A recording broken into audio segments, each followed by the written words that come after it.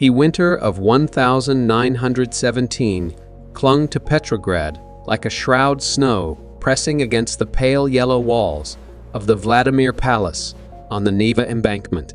Inside her private boudoir, heavy velvet curtains in deep crimson shut out the distant crack of rifle fire.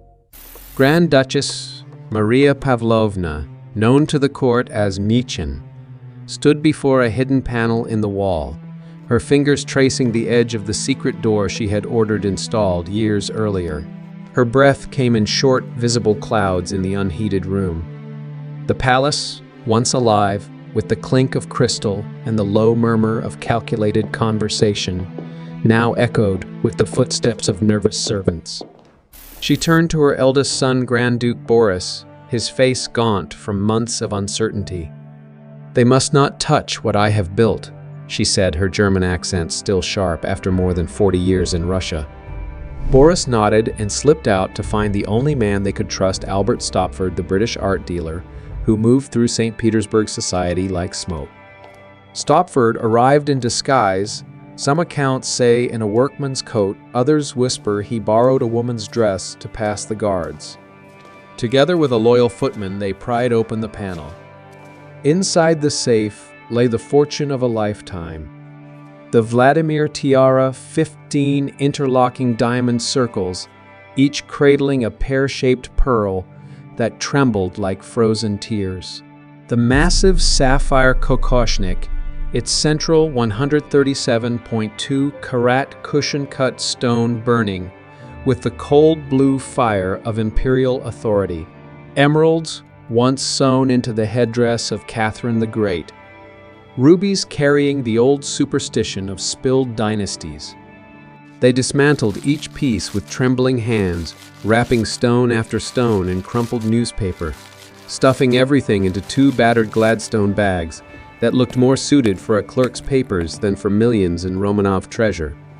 Stopford carried the bags across the mine North Sea, the weight pulling at his shoulders, the stones shifting inside with a sound like loose coins in an emptied treasury, soft, almost accusatory. Maria Pavlovna herself would not leave until February 1920, boarding an Italian steamer as the last Romanov to depart Russian soil. She passed away months later in the quiet French spa town of Contrexeville, in the very Orthodox church she had funded years earlier to honor her late husband. The jewels she left behind became lifelines for her exiled children, sold piece by piece to queen's heiresses and silent collectors. But the story of how they were born, how they armored a woman who never wore the crown, and how they ultimately witnessed the undoing of everything she had fought for, begins long before the revolution. It begins with ambition, dressed in velvet and steel. If the weight of these stones and the shadows they cast intrigue, you leave a comment naming the piece that chills you most, the Vladimir Tiara on Queen Elizabeth or the sapphires that crowned Romanian queens. Hit like if you want more stories where luxury conceals a curse, and subscribe. We are only beginning to open the vaults. Maria Pavlovna entered the world as Princess Marie of Mecklenburg-Schwerin in 1854 in the quiet elegance of Ludwig's Lust Palace. Her father, Grand Duke Friedrich Franz E.E., gifted her 2 loose pearls on her first birthday, a small ritual that would grow into something far heavier. When she was 8, her mother was taken from her and the entire jewelry box passed to the child. Even then, she understood the cool, enduring weight of stones that outlast people. She met Grand Duke Vladimir Alexandrovich, 3rd son of Tsar Alexander E., during a visit to Russia. He was tall, cultured, a patron of the arts who collected paintings by Repin and Ayvazovsky. She was captivated by his position, he by her fierce independence. Russian custom demanded conversion to Orthodoxy for the marriage. Maria flatly refused, clinging to her Lutheran faith with a stubbornness that dragged negotiations for 2 full years. The Tsar himself eventually yielded. They married in 1874. It was the first quiet signal that this German princess would bend the empire's rules, rather than be bent by them. Upon arriving in St. Petersburg, reality bit hard. The rigid hierarchy placed the reigning empress, Maria Alexandrovna, at the top, then the heir's wife, Maria Feodorovna, known as Minnie Warm and Danish beloved by the people. Maria Pavlovna found herself third.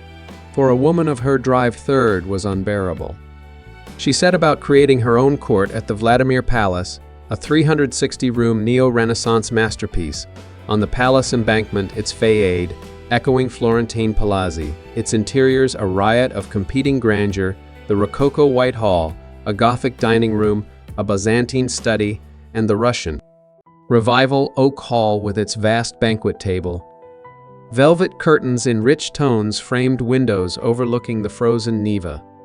Candlelight moved across gilded mirrors and porcelain collections. Here, intellectuals, artists, and foreign diplomats gathered for evenings far more lively than the stiff imperial balls across the city. Her rivalry with Minnie flared almost immediately. Once Minnie became empress following Alexander II's accession, she embodied conservative Russian values with deliberate ease. Maria Pavlovna remained boldly fashionable, unapologetically German in manner, spending lavishly, while the Tsar preached austerity. At one court ball, Minnie remarked loudly enough for all to hear, "God knows what she looks like. She is so red, one might think she drinks." The insult lodged like a splinter. Maria never forgave it. Instead, she doubled down, turning the Vladimir Palace into the true center of aristocratic life, where conversation flowed freer and fashion dared more than anywhere else in the capital. Gifts poured in to secure her position. Her mother-in-law ordered a diamond riviere of 238 carats, emerald diadems, 5-row pearl necklaces with sapphire clasps, bracelets, set with miniature portraits of Vladimir beneath flat diamonds. With each of her 4 sons and 1 daughter, more jewels arrived: ruby pendants, sapphire earrings, brooches, heavy enough to feel like small shields. One piece carried a quieter meaning, A.S. Vig-style serpent brooch with 3 flat bouton pearls and a pear-shaped pendant inherited from Empress Maria Alexandrovna in 1880. In ancient tradition, the serpent guarded the household and held secret knowledge. Maria wore it often pinned to her bodice beneath the Vladimir Tiara, as if drawing protection from a court that never fully accepted her. Paris shaped her taste more than Petersburg ever could. With unlimited funds, she patronized Cartier and Bolin, not merely buying, but directing designs with a firm hand. For her silver wedding anniversary in 1899, Vladimir gave her a diamond aigrette. By 1908, she had Cartier remake it into the waterfall tiara over 75 carats of briolette-cut diamonds, suspended on platinum threads that trembled and trembled with every breath-catching candlelight, like water shaken from reeds. The Vladimir tiara itself, commissioned from Bolin around the time of her wedding, featured 15 interlocking diamond circles, each suspending a pear-shaped pearl. She wore it in official portraits, the flexible design allowing it to sit closed like a coronet or swing open with pendants swaying. Her colored stones carried history's full weight. A suite of emeralds included a 107-carat step-cut brooch and a 100-carat hexagonal stone, once belonging to Catherine the Great. At the famous 1903 costume ball, where guests dressed as 17th-century boyars, she had the hexagonal emerald and its cabochons sewn directly into her velvet headdress, the Catherine brooch centered at her neckline. The physical toll of carrying hundreds of carats on head and chest for an entire evening was immense. Yet she moved with rigid pride, as though the stones themselves lent her the stature that rank had denied. She was more than a collector of brilliance. During the Russo-Japanese War, and later the First World War, she organized medical trains, equipped motorized aid units for the front, and turned portions of the Vladimir Palace into linen stores, compelling society ladies to sew for soldiers. She earned the St. George Medal. Even so, her independence continued to rankle. She ignored Alexander IIEs. Wishes traveled abroad freely and spent when the court demanded restraint. Her word in drawing rooms carried more weight than many official decrees. In 19, she commissioned from Cartier a wide choker of 6 thick pearl strings, fastened not with a simple clasp, but with 2 large imperial double-headed eagles, every surface pave in diamonds. She had literally wrapped the symbol of Russian autocracy around her own throat. It was a statement as bold as any political act. Picture the Oak Hall during those golden years, lit by hundreds of candles, the warm scent of cigar smoke and expensive perfume threading through the faint metallic cool of polished silver. Servants in livery moved silently across Persian rugs. Maria Pavlovna presided at the center, her serpent brooch glinting the waterfall, tiara trembling gently as she laughed at a clever remark, her eyes scanning the room for alliances, for weaknesses, for opportunity. She was building an empire within an empire, 1 karat at a time. The golden hour began to lengthen into something darker after 1909. Grand Duke Vladimir suffered a stroke and did not recover. For most widows of the era, the loss of a husband meant the loss of influence. For Mishin, it brought extraordinary financial independence, a pension rumored at 1 million gold francs a year, equivalent in purchasing power to several $1,000,000, when measured against the era's cost of luxury and influence. She no longer answered to anyone. She moved immediately to settle old scores. She had long coveted a sapphire kokoshnik that had belonged to her late mother-in-law. When it passed to another branch of the family instead, she refused defeat. She gathered her own loose Romanov sapphires, including the enormous 137.2 carat cushion-cut stone, and a collection of cabochons that had once belonged to Charlotte of Prussia, wife of Nicholas I, and took them to Paris to her friend Louis Cartier. They adapted a grand all-diamond kokoshnik from the vault to receive her stones. To complete the parure, she acquired a devant de corsage stomacher and had its pearls replaced with more of her deep blue sapphires. The result was armor, literal and symbolic. Her criticism of the young imperial couple sharpened into something closer to open contempt. When Nicholas I married the reserved Alexandra in 1894, Maria had attempted a kind of mentorship, hoping to guide, perhaps to shape the inexperienced German princess. Alexandra wanted none of it. She found society life frivolous, Mishin's world hollow. That rejection curdled into enmity. Maria became one of the sharpest voices of opposition in the capital, her palace a gathering place for those frustrated with Rasputin's hold over the throne, and Alexandra's increasing withdrawal from public life. By 1916 and 1917, the drawing room shadows had deepened into something with real edges. Maria and her sons Kirill, Boris, and Andrei were linked to what became known as the Grand Duke's frond quiet but earnest discussions of a palace intervention to sideline Alexandra, remove the monk's influence and pressure Nicholas toward abdication in favor of young Alexei under a regency that would naturally favor the Vladimirovichi branch. French ambassador Maurice Paul Olog recorded the talk of marching on Tsarskoye Selo with loyal guard regiments.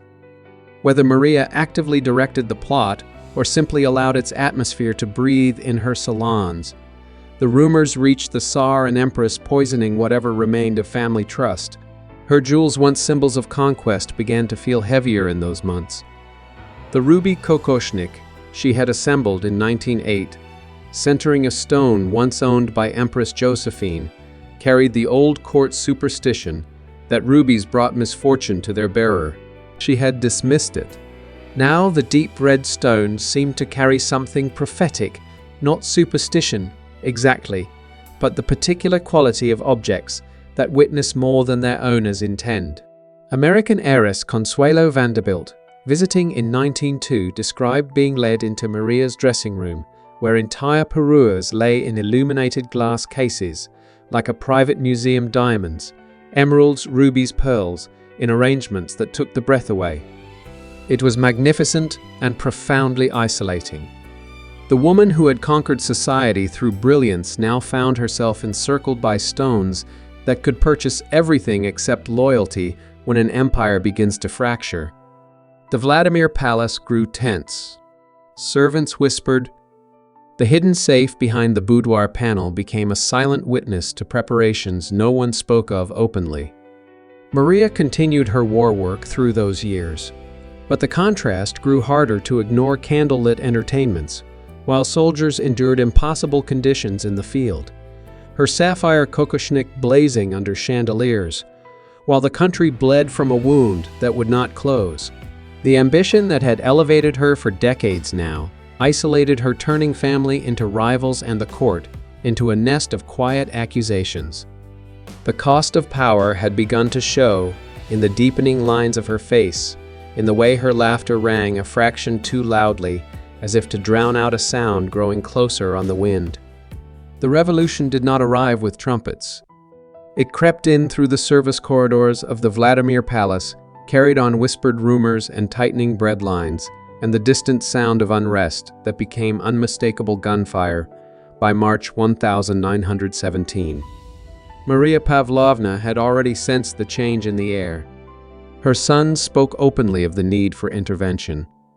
In the oak-paneled study where cigar smoke had once curled lazily beneath crystal chandeliers, conversations now carried the metallic edge of something irreversible. Grand Duke Kirill was rumored to have positioned loyal guard regiments. The talk was of marching on Tsarskoye Selo, of forcing Nicholas's hand, of placing young Alexei on the throne, under a regency that would restore order and not coincidentally elevate the Vladimirovichi above all others. Maria herself signed no formal document in any surviving record. Yet the atmosphere she had cultivated for decades fed the flame.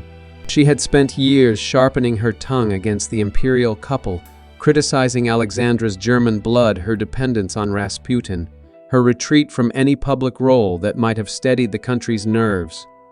The woman who had once offered to mentor the shy young empress now regarded her as an architect of catastrophe. In those final salon evenings, guests left with a distinct impression.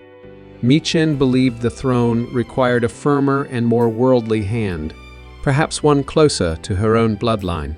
The serpent brooch she wore so often at her bodice, once a symbol of household protection, had come to resemble in those long winter months something coiled and waiting. When the February Revolution forced the family south to the Caucasus, Maria left the bulk of her collection locked in the hidden safe behind the boudoir panel. The room, with its intricate tilework and the soft light that had once flattered her complexion during intimate teas, stood silent now, except for the occasional creak of floorboards. She had left precise instructions for Boris and Stopford, the location of the door, the mechanism, the exact order of the pieces within. In late summer 1917, they returned to Petrograd. Stopford moved through the city under diplomatic cover, entering the palace in disguise, a workman with tools, some accounts say. Others insist he borrowed a woman's coat to pass the guards without question. With a loyal footman's help, they located the panel, opened the safe, and began the careful work of dismantling what Maria had spent a lifetime assembling. Each piece came apart with small, precise clicks. The Vladimir Tiara, 15 diamond circles, with their hanging pearl drops carefully unstrung. The sapphire kokoshnik, the ruby creation centered on Josephine's stone. The emerald suite, each wrapped individually in crumpled newspaper to protect the facets and muffle any sound. Everything went into 2 ordinary Gladstone bags, scuffed leather, that gave no sign of the millions in value shifting inside. Stopford walked them out through the service stairs, the bags brushing against his legs with every step, the stones settling with a faint, almost accusatory rustle, like an inheritance that knew it was being carried away for the last time. He crossed the Main North Sea and deposited the fortune in a London safety deposit box, known only to him and Maria. It was one of the great quiet acts of the century, executed not with force, but with discretion, loyalty, and the audacity that Maria herself had embodied for 40 years. She lingered in the Caucasus longer than was wise. The Bolshevik advance pressed steadily closer. Her health, worn by decades of relentless living and the slow emotional toll of isolation, had begun its own quiet withdrawal. Only in February 1920 did she finally board an Italian steamer, the last Romanov to leave Russian soil. The voyage carried her to Venice, then Switzerland, then France. She came to rest in the spa town of Kontrexville in the Vosges, in the very Orthodox Church of St. Vladimir that she had funded years earlier with her own money, built to honor her late husband.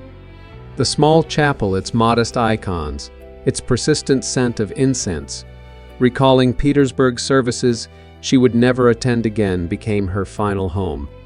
She passed away on the 6th of September, 1920, age 66, with her children around her. The woman who had ruled an alternative court through diamonds and sheer will went quietly far from the frozen embankments and the palaces she had once commanded. Before the end, she gave clear instructions for the division of the rescued jewels. It was a practical, almost clinical distribution, organized by color, as if she were balancing accounts one last time. Grand Duke Boris received the emeralds, including the historic Catherine, the great pieces. Grand Duke Andrei took the rubies. Grand Duke Kirill inherited the massive sapphire parure with its imposing kokoshnik. Her only daughter, Elena Vladimirovna, now Princess Nicholas of Greece, received the diamonds and pearls, along with personal favorites, including the refined sapphire brooch and earrings from Berlin. What followed was not a single dramatic unraveling. It was the slow, grinding erosion of exile. Elena, facing immediate financial desperation in London, laid the pieces out beneath the harsh light of a hotel room, those same stones that had blazed in the candlelit ballrooms of the Vladimir Palace, now reduced to currency for rent in a foreign city. The Vladimir Tiara, damaged in transit, with several diamonds and pearls missing, went to Queen Mary in 1921. Garrard repaired the frame, replacing the original gold setting with platinum for strength. In 1924, Queen Mary made her own considered alteration, adapting the settings so the 15 original pear-shaped pearls could be exchanged for 15 large cabochon emerald drops from her Cambridge collection. The mechanism gave the piece remarkable versatility.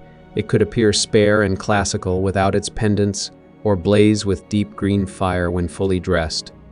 Queen Elizabeth, I would wear it frequently, its flexible design appearing in state portraits and private moments alike.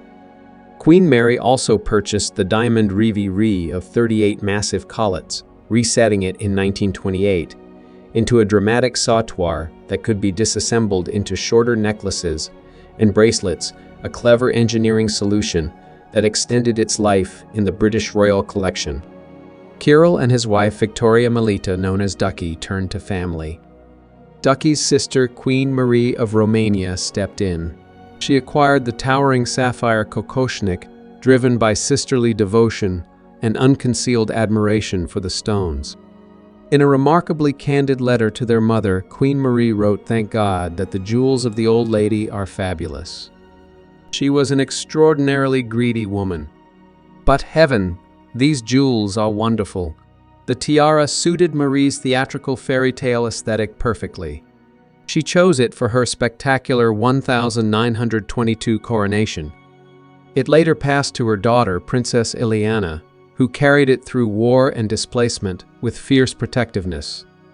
By 1950, destitute in exile, Ileana wrapped the 137-carat central sapphire in her nightgown for safety and carried it to America.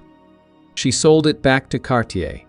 "The tiara was splendid," she reflected afterward, "but it could neither feed nor clothe my children." Boris held on to his emeralds longer than expected. Photographs from the late 1920s show his wife Zinaida wearing the 107-carat Catherine, the Great brooch. That's yet debts mounted steadily as they always did in exile. The 100-carat hexagonal emerald necklace went to Cartier in 1922, entering American hands first as a long sautoir for Edith Rockefeller, McCormick, then passing to Barbara Hutton, who had it remounted in 1947 into a heavy yellow gold Oriental-style tiara. By 1966, Hutton sold it onward to Van Cleef and Arpels. The precise fate of the recut stones faded into private collections, historians firmly debunking any suggestion of a link to Elizabeth Taylor's famous emeralds. André's rubies met a quieter end. The Cartier ruby kokoshnik, assembled from dismantled older pieces centered on Josephine's 5-carat stone, went to Princess Anastasia of Greece-born Nancy Leeds, who gave it as a wedding gift to her daughter-in-law, Princess Zegina Georgievna. Xenia wore the heavy octagonal centerpiece to a ball at the Plaza Hotel in New York in 1927. After her divorce in 1930, the piece vanished from public record, likely broken apart or resting unseen in a vault somewhere. Not every fragment disappeared into strangers' hands. Elena kept several treasures for her daughters. The classic diamond-fringed tiara with its sharp, icy spikes of old-mine diamonds went to her middle daughter, Princess Elizabeth, upon her 1934 marriage into the Bavarian tea-ring Jettenbach family. It became a cherished bridal heirloom among Habsburg descendants, appearing on Archduchess Sophie in 1990 and Archduchess Maya in 2005. 3 large, pear-shaped pearl drops, once Maria's own, passed to Princess Marina, Duchess of Kent. Today, Princess Michael of Kent wears them in creative configurations, sometimes as earrings, sometimes attaching the third as a pendant to a necklace or brooch. A delicate pair of antique turquoise and diamond earrings, passed through the Yugoslav royal line, surfaced at Christie's years later, fetching nearly £65. A small reminder of Maria's flawless early taste. The overwhelming majority of the collection was dismantled, recut, or swallowed by private vaults. The physical act of selling carried its own quiet tragedy. Picture Elena in that London hotel room, the same stones that once caught the light of Petersburg ballrooms, now laid out under bare electric light, evaluated for their exchange rate, rather than their history. The serpent brooch, long worn as protection against the court that never fully accepted her, could offer no protection against what had swept the world. The double-headed eagle clasp, once fastened around the symbol of autocracy, now existed only in old photographs. The fall was not merely financial. It was the slow unraveling of a woman's life work. Maria had used jewels as armor against being third, as weapons in rivalries, as daily declarations of independence. In the end, those same jewels became survival currency, witnesses to the collapse of everything they had been assembled to celebrate. Her ambition had helped fracture the family unity that might have steadied the throne. The sons who gathered in her salons carried the seeds of talk that further eroded loyalty to Nicholas at the worst possible hour. The luxury she had cultivated so aggressively could not buy safety when the storm finally broke. She died in exile in a church she had built for a husband, long gone, her treasures scattered across Europe, like pages torn from a manuscript and carried off by the wind. The stones survived in new settings on new heads in new continents. The Vladimir Tiara still shines in the British Royal Collection, its emerald drops interchangeable with the original pearls. The serpent brooch has not reappeared publicly. It may rest in a descendant's private drawer, or it may be gone entirely. The double-headed eagle clasp lives only in memory and faded photographs. What remains is the chill of those Gladstone bags on the North Sea, the muffled rustle of newspaper around priceless stones, and the image of a woman boarding a steamer with nothing left but her pride and her failing health. Maria Pavlovna built her alternative court with velvet intellect and carats of defiance. She bent rules, ignored tsars, wrapped imperial eagles around her own throat, and wore history's heaviest stones as both crown and shield. That's yet the ambition that elevated her, also isolated her. The rivalry born from a single public insult at a ball festered into open criticism that weakened family bonds at the worst possible moment. The luxury she cultivated so aggressively could not purchase safety when history's wheel turned, as it always does, without asking permission. Power dressed in diamonds can conquer drawing rooms and rival courts. It cannot outrun the slow unraveling that comes when ambition outpaces the fragile bonds of blood and empire. What remains is the tremblant tremble of briolette diamonds in remembered candlelight, the echo of an inheritance carried across a mined sea in 2 battered bags, and the soft, persistent glitter of stones that passed from a woman who ruled through sheer force of will to queens who never knew her name and to history which remembers everything.